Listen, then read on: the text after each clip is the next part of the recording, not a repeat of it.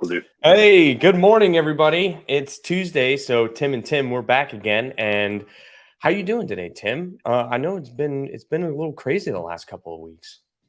Yeah, doing well. All things considered, man, can't complain. Gonna close out some of these deals that we've had going on for a while.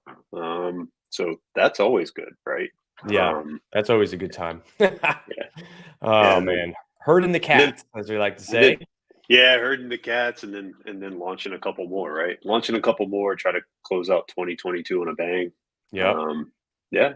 Hey, I think we're on track to hit our goals for this year, right? Like number of Oh, properties closed and you all that know, good stuff. I think that I think we might do a show about that next week because Ooh, next week is the end of the quarter, right? So that means that there's one quarter left in the year. So we'll talk about kind of our goals and what we had said we were going to try to accomplish and where we are and all that kind of stuff. So yeah. hopefully everyone else that's on this that pays attention regularly, they'll go in and check their goals too, and kind of have an honest discussion with themselves if they've been putting in the effort or not. Yeah, have you adjusted yours at all through the year? Not on paper. Maybe mentally I've adjusted them, but I haven't Yeah, done it on paper. So we'll definitely talk about that's going to be interesting next week. So yeah, I'm excited about that. Cool. there you go. So yeah, so what are we talking about this week, by the All way? right, this week, what's holding you back? God, I am so tired of reasons why people can't do something. There's always an external force that's causing them not to be able to do something. And I'm a huge believer in extreme ownership. If you haven't read that book, I can't remember the author right now off the top of my head, but you really should because it really talks about extreme ownership. Everything that happens to you and for you in life can be directly correlated to the actions that you've taken over time. And like all of the actions that you've taken in your entire life have led you to where you are today, right now. Right. You made the choice to be on this call. You made the choice to watch this recording.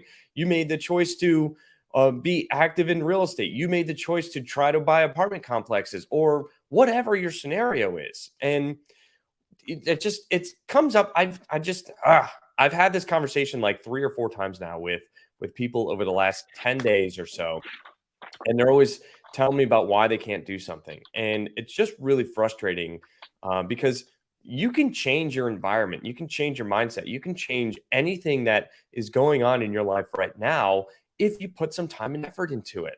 Yeah, And the cliche saying of you are the average of the 5 people you surround yourself with is cliche. I got it, right? But at the end of the day, it's true. If you hang out with bodybuilders, you're probably going to end up getting back in shape.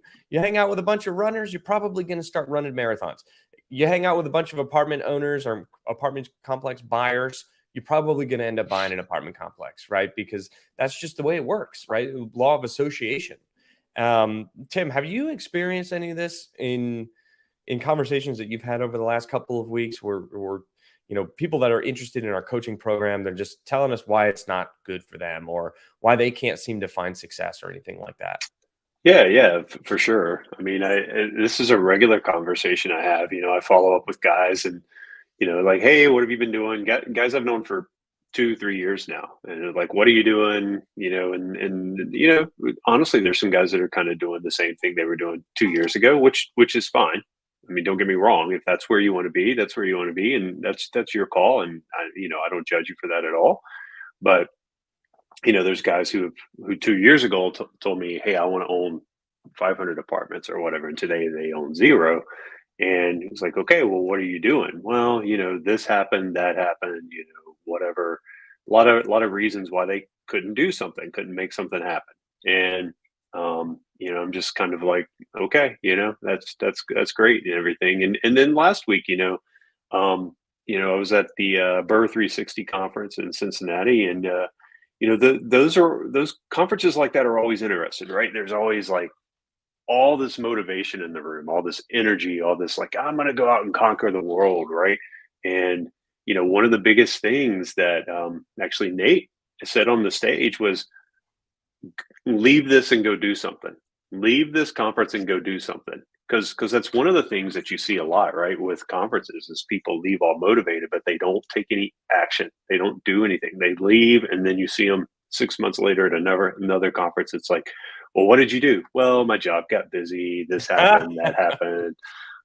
Yep. All these things. So yeah, man, I run into this all the time, all the time. In fact, I think we were talking about this in our coaching class yesterday, right? We were. So it's kind of been a little bit of a pent up frustration that I've had. And, I recently got some text messages from a friend of mine that, we had talked about like 6 months or a year ago, and it was the same thing. I got busy with this, I got busy with that. And, at the end of the day, it's how bad do you want it? And come to think, like, this is a very special week. On Thursday is September 22nd, and it will be my 1 year anniversary from being the last day at my W-2 job. And that was the action, the massive action that I took in order to make it happen for myself, right? To make moves, what I'm trying to do, I need to free up my mental space and my time period so that I can actually focus on what I wanted to grow. I mean, it was like if I could remove the 40 to 50 hours a week, sometimes 60 hours a week that I was working on my day job and solely focus that on my business, then I knew that I was going to be able to grow it exponentially because whatever you spend your time on, right? Whatever you give your attention to grows.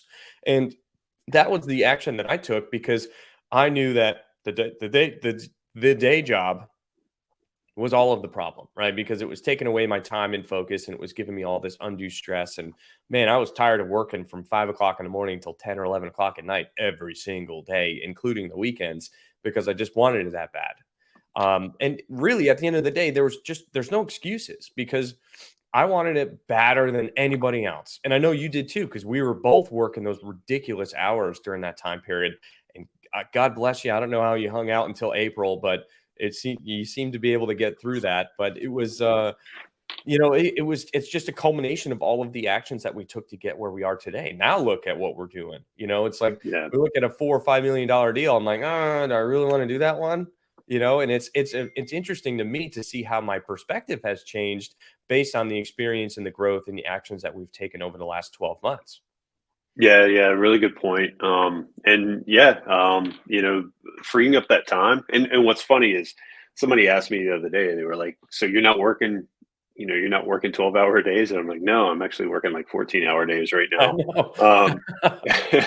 because because it's like my days didn't free up. It's just the energy that I was putting into my W-2 job. I've completely refocused that 100% into this, and quite frankly, the 12 to 14-hour day comment has really meant more to what you just said, that we've just had that much going on because I was so focused on W-2, and now I've moved that energy over here.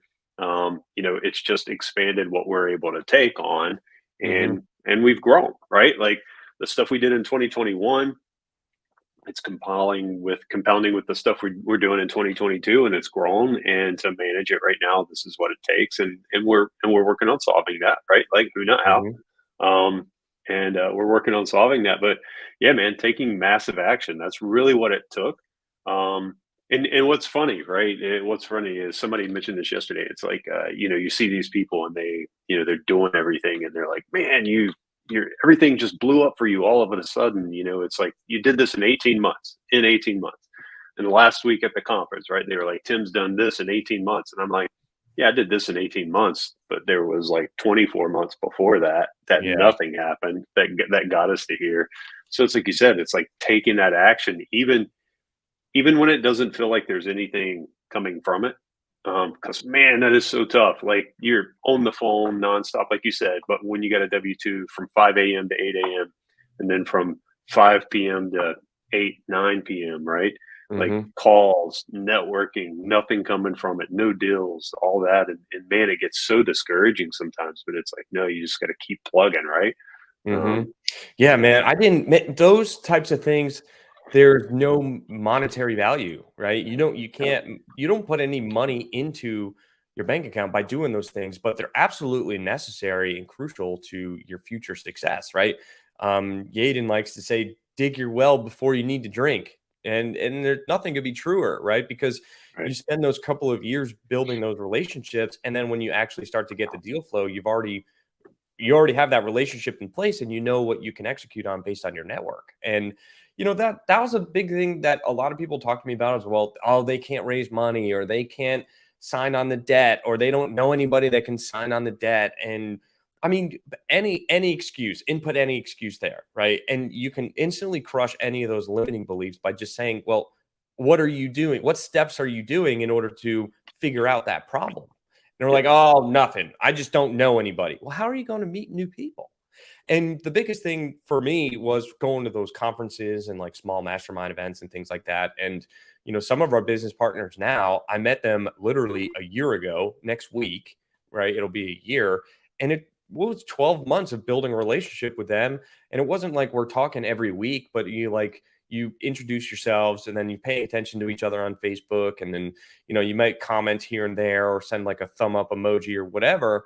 And then the next time you see each other in person, you start talking again and you have more to talk about because you've already built that relationship.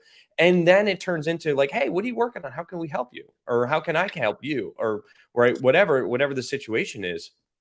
And it's not something that happens overnight. And I think that even a lot of people that are in my network now that are connected with people that have money and they want to be able to raise money from them haven't been able to because yeah, just because you know that they have money doesn't mean they're going to invest with you. I mean, Right. quite a few people that we know now are like, yeah, I'm going to raise a minimum of $1 million and then don't even come close to that number, like not even close.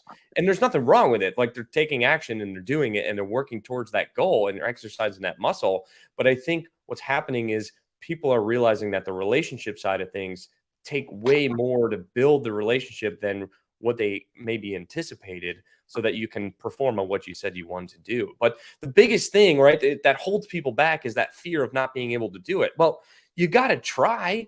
And, sometimes people overcommit and they can't deliver on what they're committing, but that's okay. Like, I'm more proud of that individual for actually doing it and trying and Yeah. succeeding, even at the lowest level, so that they're building that reputation, they're building that muscle. And it's nothing that you or I as a coach or mentor can do for them. It's something that they need to go through themselves. It's part of the learning journey of how to talk to investors, how to build those relationships, how to clearly portray and listen to what your investors need, right? And the better that you can get at that, it's all exercising a muscle. You can read as many books as you want, but you got to go out there and you got to exercise the muscle if you want to really find success and prove your success with your actions.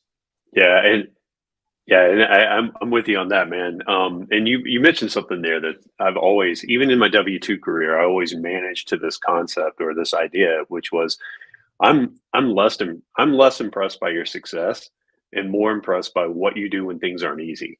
Yes. And Oh, and so that's big. yeah, that's to me, that's the indicator of what kind of partner, what kind of employee, what kind of whatever you're going to be is it's like, hey man, this cap raise wasn't easy, but you kept plugging at it. You kept plugging. You kept calling people, and maybe you said you were going to raise 250,000 and you raised 50, but you kept going. You didn't just go, man, nobody wants to This spend is money with. hard. Forget it. Yeah, like you kept going, and I look at that and I go, you know what? I'll take that. I'll take that because it's going to happen. You keep putting that kind of effort into it, it will occur. It'll happen. You'll Hmm. have success. More than likely, you will have success. And that's what I used to tell my team. Back in my technology days, which weren't that too long ago, but back in my tech days, I used to tell guys all the time. It's like, hey, just take action. Action. If things aren't easy, just don't throw your hands up in the air and give up. Look at what you can do different. Think outside the box. Make another effort. Make another suggestion. Try another option. We had we had three things on our three options on the table. We chose one. Go try the other one, right? That kind of thing. So that's always big to me. Yeah, I got to throw in the favorite Friends quote: "Pivot, Pivot. pivot." as you got a couch going up the stairs. Yeah, Yeah, that's props awesome. to your daughter for that one, No, she loves that one. huh? Yeah. Man, it's interesting though, and I agree with you. The person that's going to keep pounding the pavement at the end of the day gets way more of my respect, right? And it's it's hard to quantify success without a track record because unless you're super involved and you have like a very good relationship with with different individuals, getting past that like vulnerability barrier of being able to talk openly about what you did wrong and how what you learned from it, those are the most like the deepest conversations that you could have with somebody in your inner circle. And like what I was talking about at the beginning was you are the average of the 5 people you surround yourself with. So you should find your circle of people that you can have those conversations with so that you can learn to grow from each other. And you got to be vulnerable, right? Because if everything is the social media rah rah of we did this and we did that and we're amazing, we're awesome, and our team did this and blah blah blah, right? Whatever, at the end of the day, you have to have that circle of people that you trust to be able to talk to openly about and say, "Hey, here's what I did. Here's what went wrong. Here's what I did to fix it, and that didn't fix it. What am I not seeing?"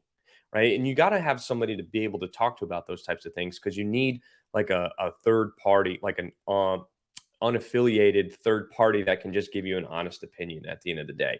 And Yeah. hard truths hurt, sometimes, but they got to be said because that's the only way that somebody's going to be able to truly push you. And I don't want to say that you have to have thick skin, but you have to understand when you're having those conversations of like they're saying that to help you, right? And don't get offended. It is what it is at the end of the day. And you have to take their opinion and say, maybe they're right because I can't see the trees from the forest right now based on the situation I'm currently in. Yeah, yeah. So really, really good point. And Ooh, I like getting that. back to that kind of that limiting belief, the I can't do this or these Yeah. things. Man, I still I think I told you about this. Like a guy called me one time and was, hey man, how did you do this? And I told him he wanted to know how I did the things I did while having a W-2. And I told him, hey, I get up early. Instead of taking lunch, sometimes I take phone calls for the thing I want to be doing. And I work late. And hey, when I'm walking the dogs, I'm on phone calls. When I'm at my daughter's soccer practice, I'm walking around the field watching her practice on phone calls. Any time I had, I was doing something. And his immediate response was, "Well, I have a busy job. I work 10-hour days and then I come home and I'm tired and I gotta do this, I gotta do that." And I even said to him, I said, "Well, when you get off, when you come home, what do you do?" He's like, "Man, I gotta relax a little bit, watch a show or something like that." And I'm like, Mm, That's time if you really want to do this, that's time you could be doing this instead of watching Netflix or whatever it is. And sometimes that's truly what it takes. It's like, hey, man, cancel the Netflix subscription, hide the TV remote, and just tell yourself for the next 6 months, I'm not going to watch TV. And when you have that temptation to sit down on the couch and do that, go in the office and do some work, or pick up the phone mhm. and go outside and call somebody. You Yeah, know, I think what was it Jessica Lemon that posted that she like deleted maybe somebody in my LinkedIn world had made a post about canceling their Netflix subscription I like think it may have within the been last Jessica. month. I think you're It might right. have been Jessica Yeah. or Um, somebody, right? And it's like those are the things that you need to do. And I did the same thing, right? It was I like to play Xbox with a couple of my buddies from college, but what I would do when I was going through this like learning phase of like, oh, well, I had to dedicate the time that I wanted to in order to be successful. 5 a.m. till 8, I was working on my business. I was actually reading, right? Because I was educating myself like I needed to do those types of things so that I can learn this new industry. Then I'd work my day job from like 8 to 6 or 7, 5, 6, 7 o'clock, whatever. Then I'd make dinner and then I'd, work till 10 or 11 o'clock at night. But what I did in order to maintain balance in my life was on Friday nights, I would get off work and then I would just shut off everything and I would go watch a movie with my wife because otherwise I never saw her. I was just in my room the whole time, like day yeah. in and day out I was in my room. And then on Saturdays, I'd get up Saturday morning at like 6, 7 o'clock and I would have me time. And my me time was playing Xbox with my buddies. And sure, it was only for like an hour or two on a Saturday morning, but then by like 9 or 10 o'clock in the morning, I'm done. Like I've scratched that itch. I gave myself me time. I spent time with my wife. Now I'm going to go back to building my business, right? And it's all about prioritizing what's important to you, right? And Yeah. those two things, those three things were important to me: my growing my business, spending time with my wife, and playing Xbox with my buddies in the morning. Like that was it. It was a pretty simple thing, but being disciplined in that mindset that you have to have is really holding yourself accountable, because accountability really, or what's that saying? It's not accountability, but it's like, doing the right thing when no one is watching. It's what is that? Like oh God, why am I drawing a blank? It's like a true character, right? Like true character is doing the right thing when When nobody's nobody's watching. watching. Right, and that's what it truly is. If you wanna be disciplined in order to achieve something greater or something different, is you have to be disciplined in order to achieve what you want to, and nobody's gonna hold you accountable to do that, right? At the end of the day, it's how bad do you want it? And do you want it bad enough to hold yourself accountable? Yeah. Yeah, and this Facebook user, we have a lot of Facebook user here. This Facebook user, actually she actually makes a really good point. And hey, I was there once too. I had one of my first businesses I ever launched. I would work all day, all night. Nothing changed. I didn't make much progress at all. And that's kind of where next week's call, for at least for me, comes into play, is working towards something. It's we can all go be busy. Busy doesn't necessarily mean progress, right? Mhm. I can do all kinds of things to keep me busy, but am I working towards something? What am I doing to work towards those things? So, there is a balance is important, and also having structure to the work you're doing, understanding that I know I need to focus on these three or four or five things to get me to the goal line. So making sure that if I am up working all night, that it's towards one of those things, right? For me, that was a big change, because man, I used to just sit there and I'd like work on the website for 2 minutes, then I'd go over here and work on inventory for 5 minutes, and then I'd go over here and do this for three Mm, minutes, and none of it really ever made any progress for me. mhm. It was work.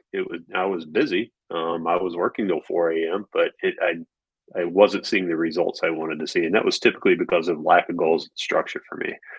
Yeah, I don't know, maybe it was either you or my wife Danielle had mentioned this, but, oops, had said, the most you gotta eat the frog. I don't Were you the one that told me that? Eat the frog? Yeah, well, definitely I've wasn't you, it was never one heard of the that eyebrows. phrase. So maybe it was my wife. So that's one of the I know that's one of my downfalls is people will tell me something and I will remember what they said, but I don't remember who told me it. Because I think the message is more important than the messenger. So somebody had said to me, "You got to eat the frog," and that means do the most difficult thing that you don't want to do first thing, right? First thing, just go right at it. Like if you don't like doing inventory counts, boom, that is the very first thing that you do, because it takes so much mental energy and stress in order to do something that you don't like to do, that needs to be done, that's urgent and important.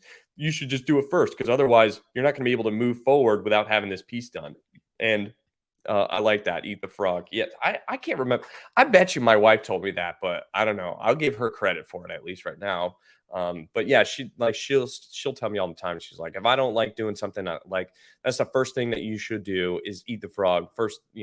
Go ahead and just do it right away, because that's what is holding your business back from growing and expanding. Or even if when I say your business, I mean your business could be learning right now, like learning apartments. It could be underwriting deals, it could be whatever. Like if that is whatever your weakness is and it's something that you know that you need to expand upon on, is eat the frog and go after it first thing in the morning. And that's not to say that you have to be the one to do everything in this business, but you do have to kind of be you do have to know enough to be dangerous, right? It's very popular where people are always just like, well, you just find a partner that makes up that weakness. Yes, that's true, but you have to get to that point where you can find a partner that makes that weakness, and you need to know enough and to be able to have a conversation about what you're looking at, even though you don't know how to do it or have to be able to do it. So, Yeah, a lot of people will mention that, like, don't spend time focusing on your weaknesses, focus on your strengths. And I'm not saying like dedicate all of your time to becoming the best underwriter in the world if you're terrible at underwriting. Do that first, is go underwrite a deal or two, get more familiar with it, get more comfortable with it, so that at the end of the day, when you're able to look and have a conversation with somebody about underwriting, even if you didn't do it, then you are more well-rounded and you're more educated about the subject matter. yeah, really good point. And I kind of like that, like do the thing you don't like first, because I I actually I kind of have I look at a different approach, right? Like what I always found with people that work for me, and even my wife sometimes, is they see this big chunk that they got to accomplish, right? Mm. And it's almost like it scares them, or they're paralyzed because it's like this massive ball of work that they got to get done. And I always look at them, and I'm like, hey, if you just continue to sit there and stare at all this work, nothing's going to get done. And I'm like, don't look at the chunk, right? Just pick one and do it. Pick Mhm. something and do it. Pick something and do it. Pick something and do it. I was like, before you know it, it's all done. Mhm. Um, and I think some of that comes out of my triathlon days, or even when I was a kid. My dad would be like, "See that pile of wood? Go stack it." Like you. I found myself staring out the window, like, God, that's a huge pile of wood, right? And but what I found was, if I just picked a piece up and stacked it, picked a Mhm. piece up and stacked it, and I stopped thinking about how much wood I had to stack. Next thing I know, I had a big ass stack of wood. And Mhm. I guess that's always kind of like dawned on me. Like when I would do triathlons, it's like, damn, I got to ride the bike for 100 plus miles, and it's like, well, just 1 mile at a time. Hey, there's a mile, Mhm. there's a mile, there's a mile, and Mhm. you just, don't focus on all the work that has to be accomplished. Just focus on like consistent progress, taking one Mhm. thing, accomplish it, pick another, accomplish it. For me, that's always been big. That's always been the way that I've kind of moved down the road a little bit, is like trying to make sure that I'm doing a little something every day, no matter how small, right? Yeah, yeah, like, it's that feeling of overwhelm when somebody looking Yeah, at, eating the elephant. Well, how do you eat an elephant? One bite at a time, one right? bite at a time. That's right, and it's so easy to say it, and sometimes you can get caught lost in the moment of looking at the elephant, trying to figure it out. But, again, that's important. That's why you gotta have your circle of influence and say, "Hey, Yeah, here's the elephant that I'm trying to eat today. Where do I start?" Right? And if the elephant, what I like to use underwriting, because that's the one thing that most people come to talk to me about, and I can explain very, very well because it's definitely my wheelhouse. But it's always like, okay, well, let's start with the basics. Do you understand all of these terminologies? Do you understand what these things mean? Do you understand why they're important? And then once you build that foundation of small pieces, then you build up and you build up and you build up. And I like to make the distinguish. I like to tell the difference. I can't use big words today. I like to tell the difference between underwriting a deal and analyzing a deal, right? Because some people think that they need to underwrite it and analyze it at the same time. Underwriting it is simply taking all the numbers and putting it into the calculator. Analyzing it is figuring out how to stress test it and put it into a different business plan and make it a deal. And I was like, you don't need to know how to analyze a deal, but you do need to know how to underwrite it. Because if you can underwrite it, then in time you will start to learn how to analyze it, because that is just a muscle that continues to yeah, grow every time you look at more and more and more deals. yeah, yeah. Really good point. Really good point. And that's where, quite frankly, that's where I've learned a lot from you. To be honest, is getting those numbers on paper and then starting to adjust, right? Getting Yeah, them in there. that's my thing. I know Billy Poloni likes to give me a hard time about it, because he's like, "Don't worry about it. I'll just give you the number. You could go put it in your file, and then you can come back and talk to me about it." I'm like, hey, at least you know how I communicate. Yeah, I mean, guys, like honestly, like Vitali here, I'll be like, here's something we're gonna do, and I think it's a 70-30 deal, and then like without doubt, he'll call me like a day later. He's like, man, I played with this thing till like 11 o'clock last night, and I ran like four different analysis on it, and I think we can keep 50% of this deal. Yeah, yeah. um, That's so hey, yeah, that's fun for me, I guess, in a weird way. yeah, but that comes with practice. That comes with time. Yeah. And like you said, that's different than underwriting, right? Mhm. It That's is. It's way different. yeah. That's why, like, in our deal room, in our Discord channel, side note, if you're interested in joining our Discord channel, go to our website and you can pay for it online and get access to it. On Tuesdays, we underwrite deals, and Mhm. I analyze other people's deals after they've underwritten them, because Yeah, the more I can engage with them in person and ask them questions, it starts to open up your mind in different ways that you're like, huh, I didn't think of that. Right. And you start doing that more frequently, over and over and over and over again. And then you start asking yourself those questions before you even bring it to me. And it's growth. It's part of your journey. It's part of learning process. It's part of, the pain of learning a new skill, right? Is necessary. And I mean, it's not something that can just be installed. It's something that has to be Yeah. endured. Yeah. So folks, like, seriously, don't limit the beliefs. Kind of back to where we started this whole Yeah. thing. Don't limit the beliefs. Again, I was at that conference last week, and I'm standing there talking to one of the guys, and I know 4 years ago his goal was, I want $100 million worth of real estate, right? Well, today he's surpassed that number, and now he's Mm. talking about $1 billion of real estate. So you never know where this is going to go. I heard somebody say this morning, and it just kind of hit me. They were like, "I think I'm doing the best I can," and I'm like, "How do you know what your best is, right? Like, what do you mean the best you can? Don't decide you're doing the best you can. Just do, and see where it takes you. You never know. You may surprise yourself on what your best really is." Hmm. Um, Yeah, I so mean, I think you're putting yourself you're putting a glass ceiling on yourself as soon as you're saying, like, when you label what your best is, then mentally you will never be able to achieve anything more. So I'm just doing what I can right now with what I know, and I'm always eager to learn more. yeah, yeah, So 100%. So all right. This has been a fun conversation. I appreciate everybody joining in and following along. Hope you guys tune in next week. We're going to talk about end of Q3, beginning of Q4 goals, and where are we tracking, and if we're tracking or not, and what we're planning on trying to do throughout the end of the year, because there's no days off. All right. Just keep growing, and I'm going to keep doing what I know how to do. And yeah, we hope this was this helpful for you. If you have any show ideas or you want to be a guest on our show, reach out to either one of us, and we'll get you set up. So yeah. with that, Hey guys, I appreciate it. Michael, thank you. I'm glad you're enjoying it, and please keep coming back. We'll try to keep it good.